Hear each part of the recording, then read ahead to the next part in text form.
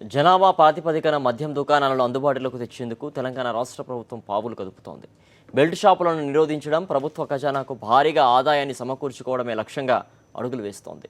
3.5 కోట్ల రాష్ట్ర జనాభాకు 10,000 మందికి ఓ దుకాణం చొప్పున ఏకంగా 3,500 మద్యం దుకాణాలను ఈసారి అనుమతినివ్వాలని ఆబ్కారీ శాఖ చేసిన ప్రతిపాదనకు ఉన్నత స్థాయిలో ఆమోదం లభించినట్లు సమాచారం. ముఖ్యమంత్రి కేసీఆర్ అంగీకారమే మిగిలింది. రాష్ట్రంలో ప్రస్తుతం 2,216 దుకాణాలకు అనుమతి ఉంది.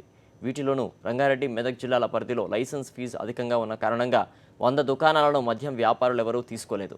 కాగా జూలై 1 నుంచి అమలులోకి తేవాలని భావిస్తున్న కొత్త మద్య విధానంలో భాగంగా దుకాణాల సంఖ్యను 3,500కు పెంచాలని, తద్వారా మద్యం అమ్మకాలను పెంచుకోవడంతో పాటు లైసెన్స్ ఫీజుల రూపంలో అదనపు ఆదాయాన్ని కూడా పొందవచ్చని ఎక్సైజ్ శాఖ ప్రతిపాదించింది.